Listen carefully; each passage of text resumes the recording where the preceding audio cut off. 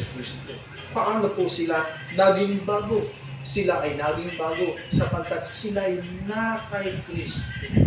In Christ, kapag ka hawak ka ni Kristo, kapag ka na kay Kristo ka, kapag ka itiniwala mo na sa Kanya ang iyong buhay, ang iyong kaligtasan, ang iyong buong pagkatao, sabi ng banal na kasulatan, kung ikaw ay na kay Kristo, ikaw lahat ay naging bago.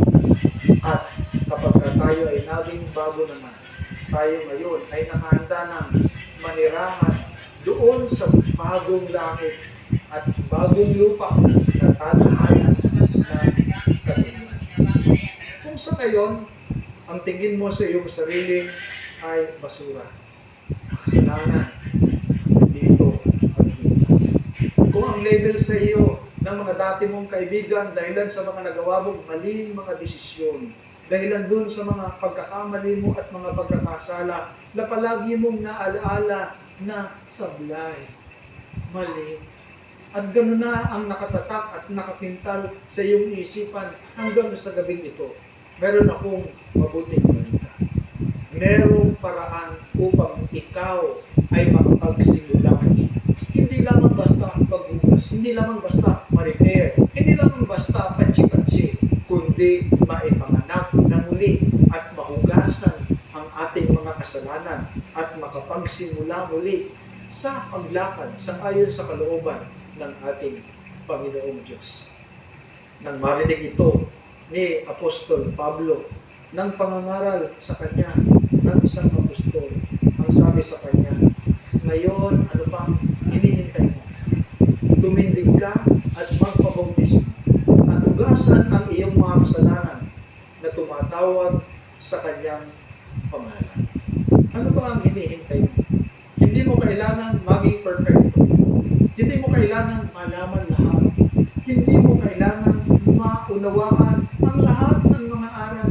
Ang kailangan mo lamang sa oras na ito ay tanggapin si Jesus bilang iyong personal tagapagligtas. Ang kailangan mo lamang ay pagsisihan ang iyong mga pagkakamali at kilalanin na siya lamang at wala ng iba ang makapaglilinis ng lahat ng iyong karumihan. Siya lamang, wala ng iba. Huwag mong palampasin ang pagkakataon. Huwag mong palampasin ang oras sapagkat napakabuti ng paanyaya na dumating sa iyo sa gabing ito. Ito ay ang pagkakataon upang makapagsimula muli, upang maging bagong nilalang, upang magkaroon ng bagong pag-asa, upang magkaroon ng bagong pagkakataon.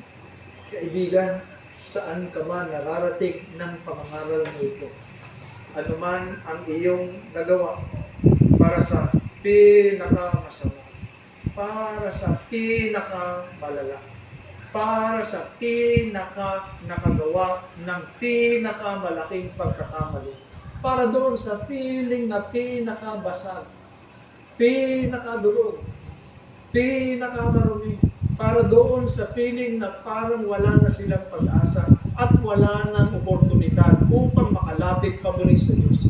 Para sa nahihiyang sumagit man lang ng panalangin sa Diyos sapagkat napakarami na nating ginawang pagkakasala, pagkakamali, sapagkat feeling natin napakalayo na natin sa Kanya. Ito ang iniaalok sa iyo sa gabi ito. Ang pabalita ay para sa iyo.